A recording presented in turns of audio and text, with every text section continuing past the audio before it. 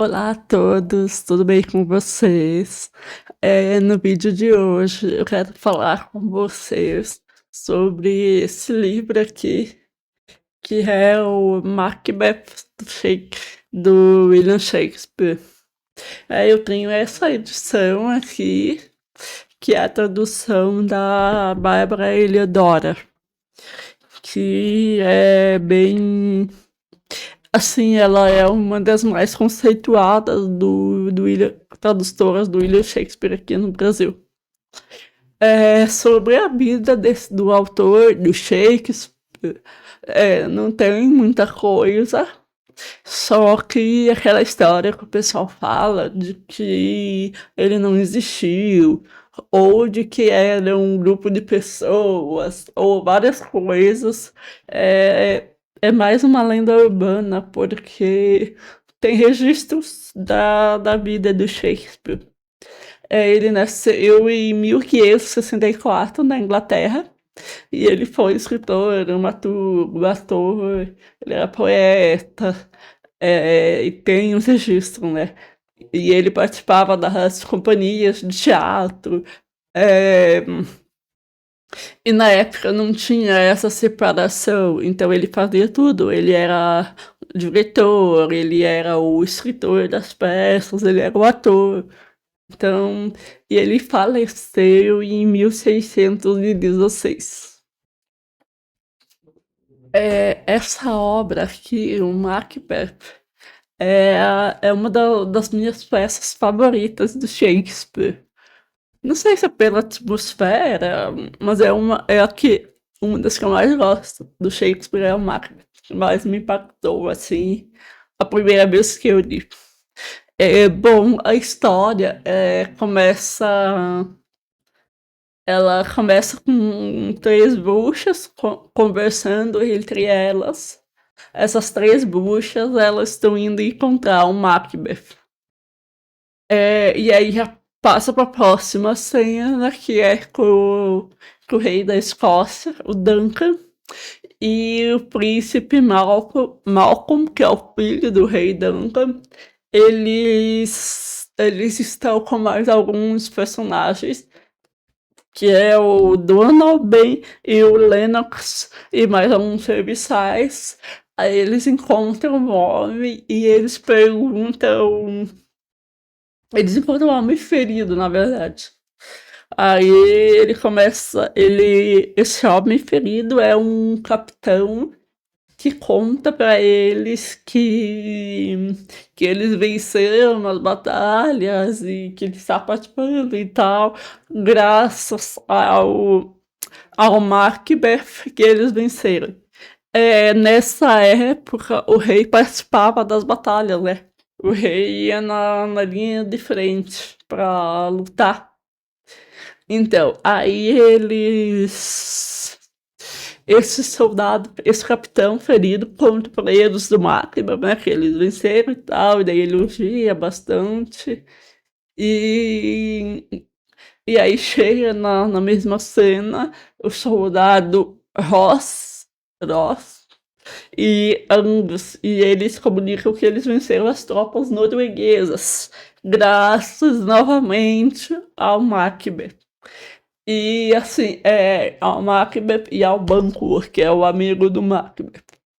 E aí é interessante porque todos esse pessoal é tudo primo, eles são parentes entre eles. Porque eu imagino que fosse um lugar pequeno, né? O reino da Escócia. Não tinha muita gente, então todos eles ali são parentes. Aí a história volta para as bruxas que estão lá na charneca esperando o Macbeth. E aí elas estão conversando entre elas, e aí o Macbeth chega com o banco, e eles. E aí eles comentam que o dia está estranho. Eu até vou achar aqui onde está essa parte.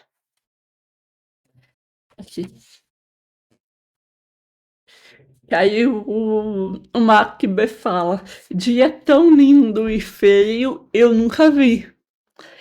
E aí o banco responde, quando eles veem as três bruxas o banco comenta, quem são essas tão secas e tão loucas no vestir, que não parecem habitar a terra, mas estão aqui, estão vivas, são capazes de responder, parecem compreender, pelo gesto que fazem com os dedinhos nos lábios secos. Parecem mulheres, mas as barbas proíbem que eu afirme quem o são. Essa questão de ele falar das barbas, teve outras peças do Shakespeare que eu vi que ele faz essa brincadeira. Talvez seja porque na época não tinha mulher atriz, né? Era tudo homem que fazia os papéis. Então, de vez em quando, eles fazem essas brincadeiras nas peças do Shakespeare. Essa piadinha, né? Que não dá pra saber se é homem ou mulher porque tem barba. Quando as bruxas falam, elas cumprimentam Macbeth elas cumprimentam, né? Aí a primeira fala é salve Macbeth, salve, chefe de Glamis. Aí a outra fala salve Macbeth, salve, chefe de Cawdor. E a terceira fala salve Macbeth, que um dia há de ser rei. E aí, para o branco, elas dizem que ele será mais feliz que o Macbeth e que ele não será rei, mas ele será pai de reis. E aí chega, então tá, daí o Macbeth e o banco, né, ficam conversando ali sobre essa aparição estranha.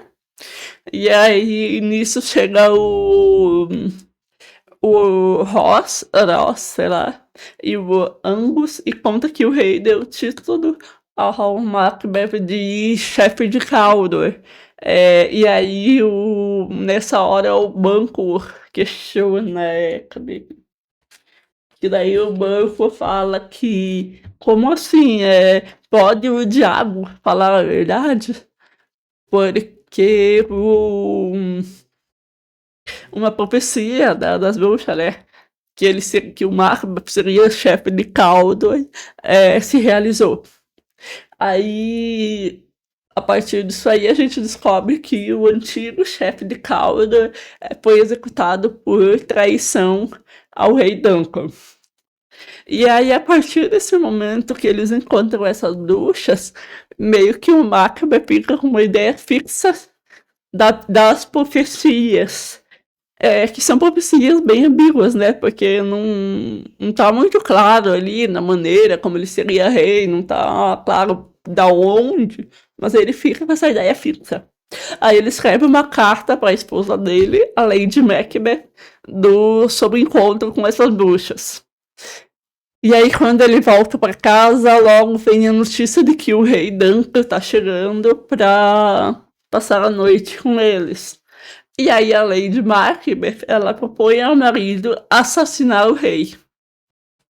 Porque ela fica, ao receber essa notícia de que ele seria rei, ela fica ambiciosa, né?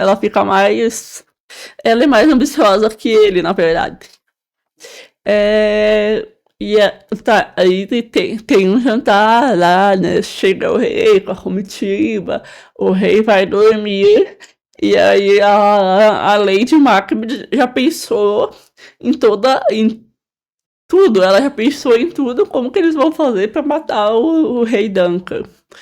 E o Macbeth, ele ainda tá na dúvida se ele tem que matar, como que ele vai fazer isso. E a Lady Macbeth fica na cabeça dele, chamando ele de fraco. Inclusive, ela chega a dizer que se ele não fizer, ela mesma fará, porque ela tá empenhada.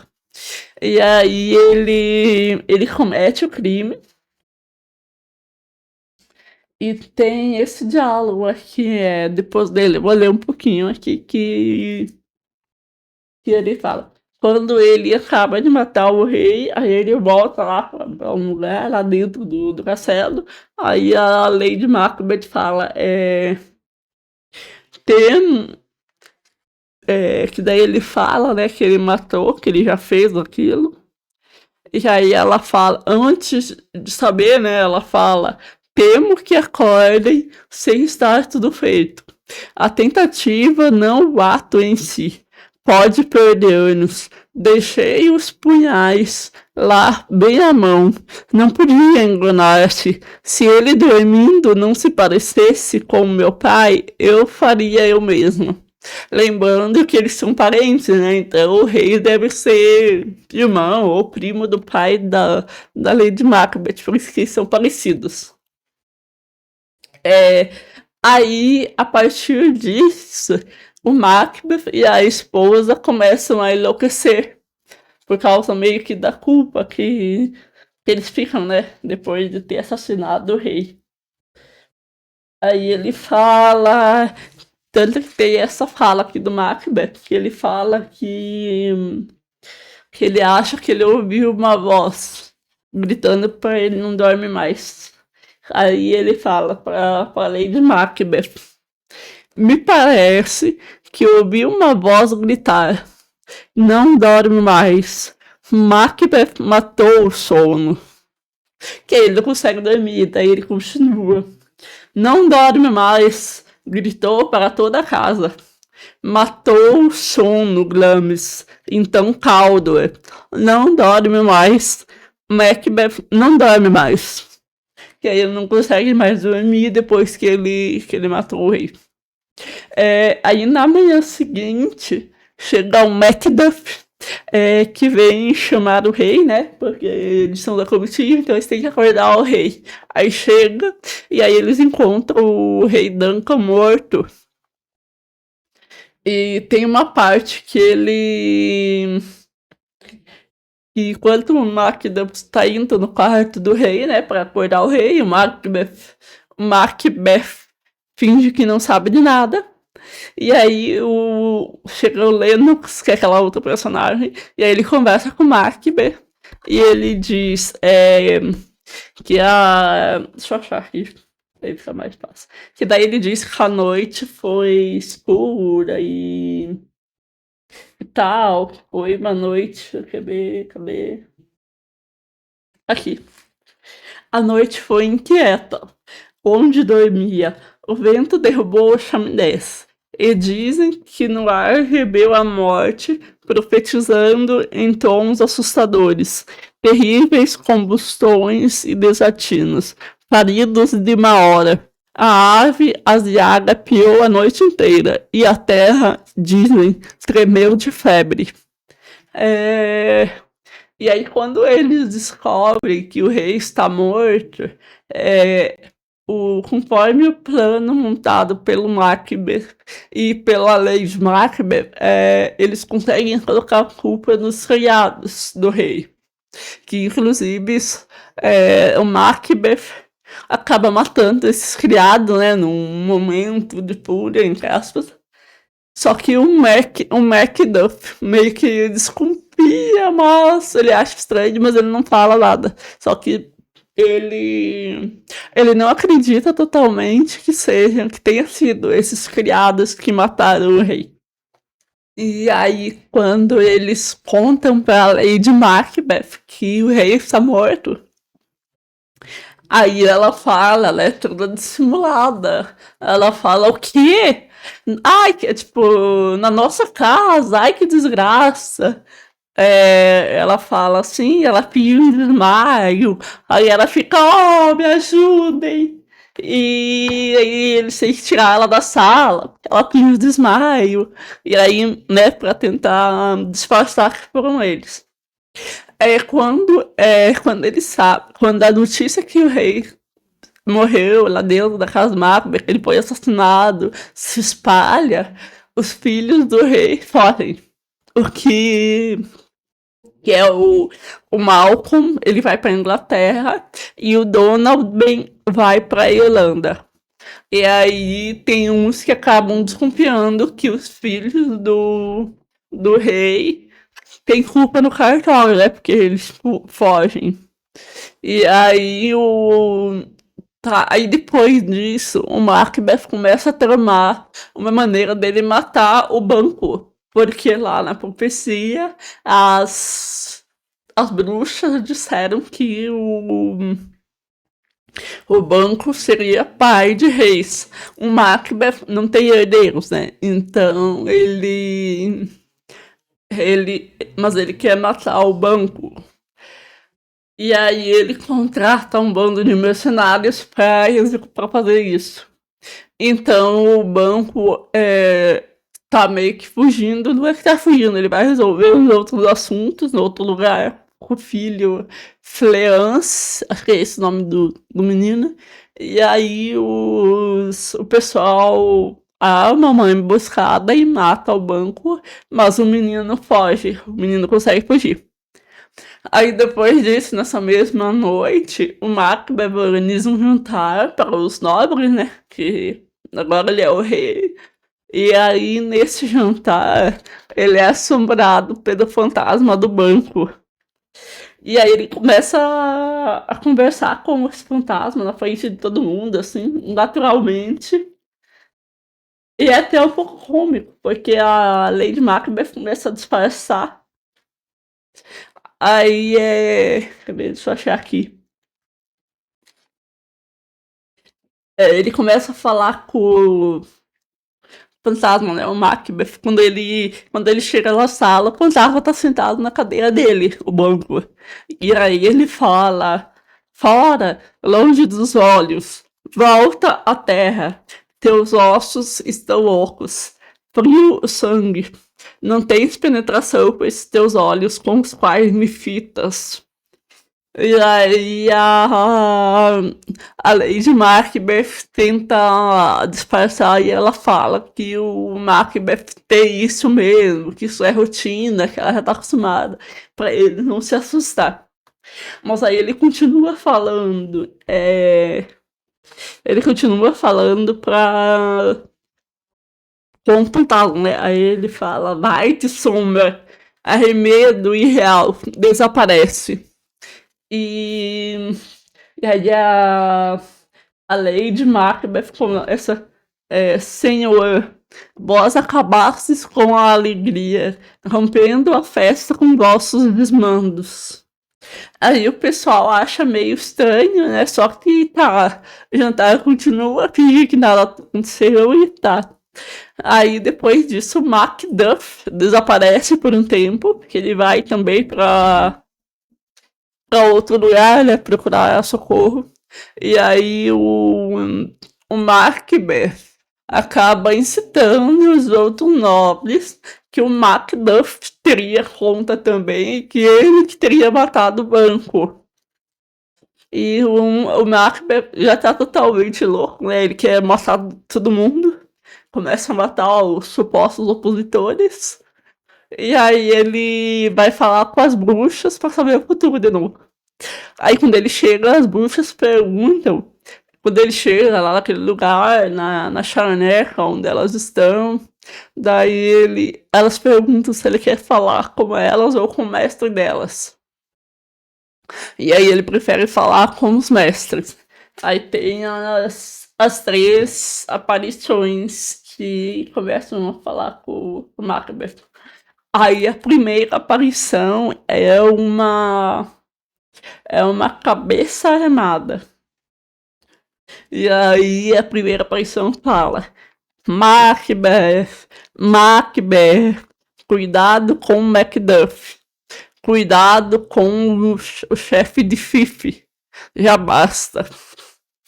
E aí ele começa a agradecer e as bruxas mandam ele parar e só ouvir. Aí aparece a segunda aparição. A segunda aparição é uma criança ensangrentada.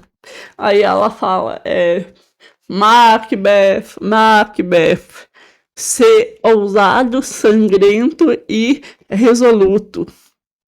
Ri dos homens, pois ninguém parido por mulher fere Macbeth. E aí ele fala que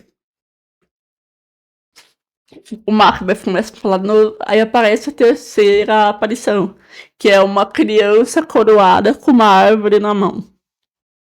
Aí essa aparição fala: Com bravo orgulho de leão ignora quem chora, quem reclama, quem conspira.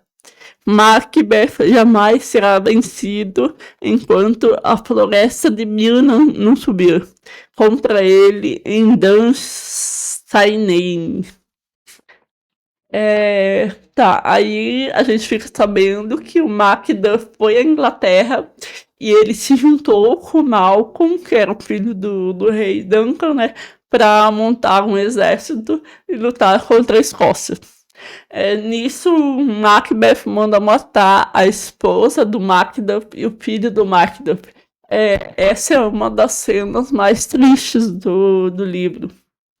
E aí o Macbeth continua cada vez mais sombrio, tirânico, cruel.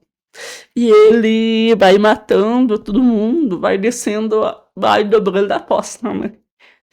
E a Lady Macbeth, ela começa a enlouquecer. Aí ela começa a manter uma vela junto com ela, porque ela tem medo do escuro. E ela começa a lavar as mãos constantemente, porque ela começa a ver mancha de sangue na mão. Aí tem uma parte que ela fala, né, quando ela tá meio que delirando. Aí ela fala, deixa eu achar aqui. Ela fala que enquanto tá, daí tem uma cena que ela tá, a empregada, a dama de companhia, né, tá conversando com o médico que é chamado para curar a Lady Macbeth. E aí os dois estão observando a Lady Macbeth. Aí ela sai lá e ela vem lavando a mão assim sem parar. E ela vem falando: sai, mancha maldita, sai, eu disse.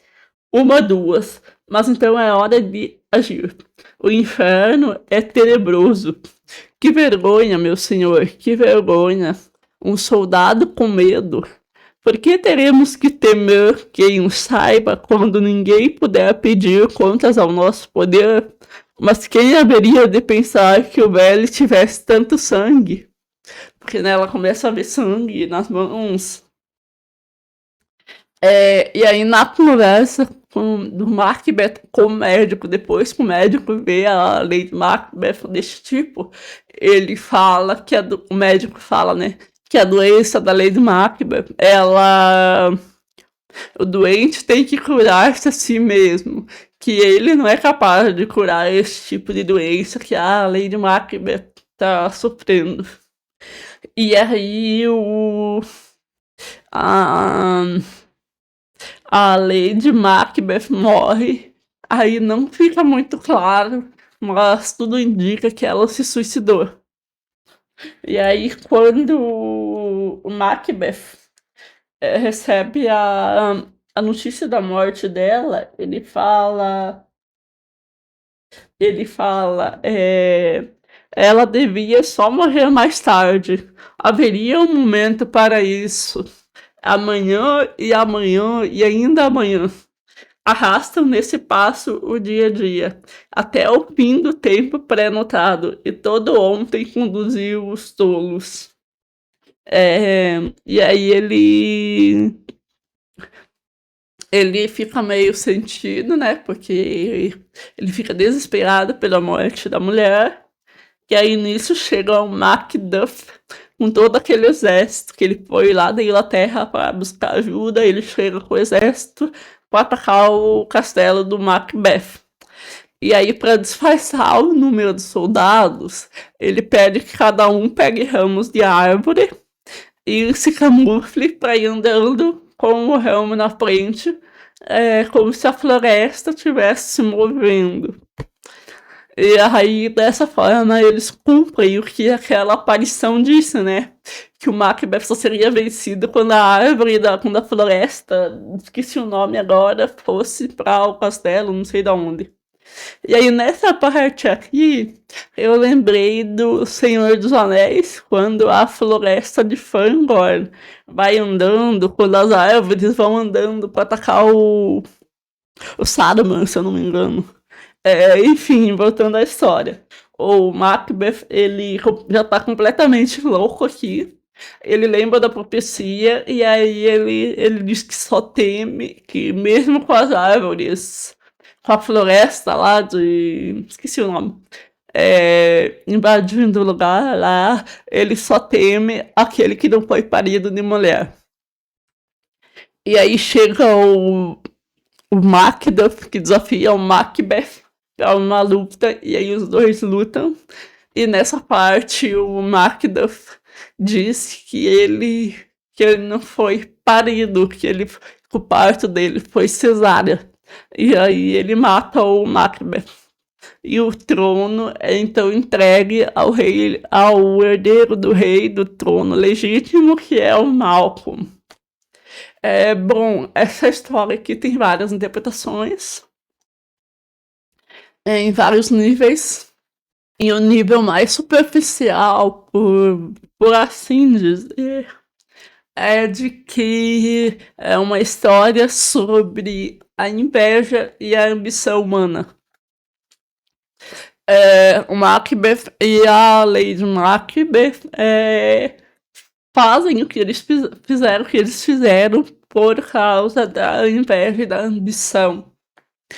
Subindo o nível de leitura, a gente pode falar assim, que quando o Macbeth encontra as três bruxas, inconscientemente, ele faz meio um pacto com o mundo inferior, que é aquele mundo que nas tradições antigas eles chamavam de mundo sutil, que é aquele mundo onde o ser humano não tem controle, onde nós não sabemos exatamente como funciona, nós não sabemos como essas coisas funcionam e nós não podemos controlar esse mundo. E essas três bruxas representam esse mundo maligno que nós não conhecemos bem. A gente sabe que existe, mas não conhecemos bem. Então, a comunicação do Macbeth com esse mundo inferior que é meio até demoníaco. Tanto que essas profecias, elas são, elas são ambíguas. E elas afetam o Macbeth porque provavelmente ele já tinha a sementinha dentro dele, né? E essas profecias, ao mesmo tempo que elas afetam o Macbeth, elas não afetam o Banquo, porque o Banquo não tem essa sementinha da ambição, da inveja. Esse Banquo, quando eles falam que ele será pai de reis, é porque ele é um antepassado lendário do rei Jaime da Escócia. Só que não é uma figura histórica, não se sabe se ele realmente existiu. O rei Duncan, aqui nessa história, ele representa o mundo superior, o espírito. Por isso que quando Macbeth resolve assassinar o rei, meio que inverte a ordem das coisas. É como se fosse uma luta entre o polo superior e o polo inferior das coisas. Outro ponto é que o Macbeth ele só resolve assassinar o rei quando por insistência da Lady Macbeth, porque ele fica meio na dúvida, né? Será que eu mato? Será que não?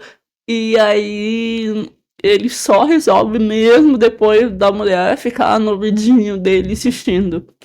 Então, quando eu li isso, eu lembrei da história da Gênesis, da Bíblia, da Eva, que fica no ouvido do Adão lá, que é ela que influencia o Adão a comer a maçã.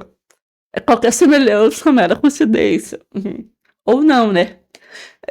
Outra coisa, quando Macbeth faz o pacto com as bruxas lá, que inconscientemente, né, com o demoníaco, é invertido a ordem natural das coisas.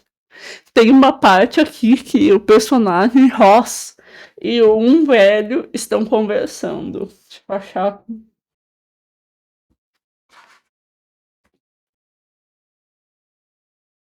Aqui. É... Que eles eles estão conversando e fica bem claro essa inversão da ordem aqui. O, o velho fala, peraí,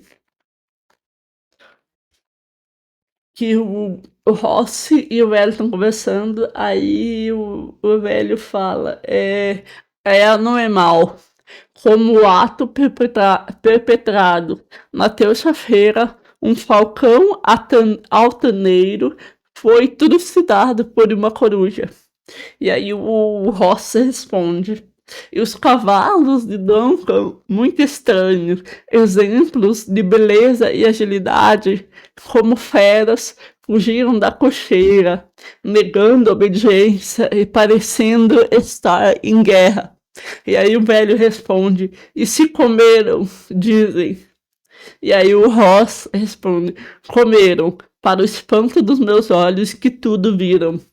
Que é aquela inversão das coisas, né? O falcão atacado por uma coruja, o correto seria o contrário.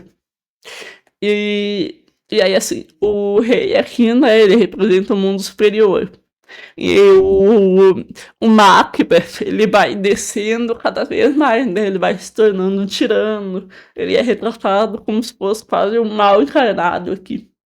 E aí, quando o Macduff vai para a Inglaterra, eles recebem a bênção do rei Eduardo Confessor, que é um santo da Igreja Católica que podia curar os doentes. Isso aqui é bem interessante também, que o Macduff simboliza que ele está do lado do mundo superior, do polo luminoso, né, do polo positivo. E outra coisa que deixa claro também essa questão bem demoníaca, né, simbolicamente aqui do Macbeth, é o que os porteiros dele dizem. Quando o pessoal chega no outro dia que o rei é assassinado, aí quando o pessoal chega lá quando o Macbeth chega, ele fala que, quer ver, o porteiro responde, né, quando eles estão batendo na porta. É isso que é bater. Se um homem fosse porteiro do inferno, ia ficar velho de virar a chave. Pam, pam, pam. Quem está aí em nome de Beelzebub? Aí, pam, pam, pam. Quem está aí em nome do outro diabo? É bem o que representa que o castelo do Macbeth seria uma coisa maligna, né? Quando o Macduff, que aqui nessa história, o Macduff, ele é meio que o duplo do Macbeth, né? Ele é o único que pode derrotar um Macbeth. E aí quando ele derrota o Macbeth, ele entrega o trono ao herdeiro legítimo. É como se o mundo encontrasse a ordem novamente, como se as coisas entrassem nos eixos, né? Que daí, nesse caso aqui, o bem vence o mal. Outra coisa, o bem aqui é representado o céu e o mal é a terra, né? Então é como se o céu vencesse a terra, que o certo é o céu estar sobre a terra, né? E aí aqui, quando inverte a ordem, é como se a terra tentasse ser maior que o céu, nesse caso simbólico. Bom, pessoal, era isso que eu tinha para falar com vocês. Não sei se vocês concordam com essa interpretação. Eu espero que vocês tenham gostado. Se você gostou do vídeo, se você já leu o livro, curte aqui embaixo, comenta, compartilha e até a próxima. Tchau!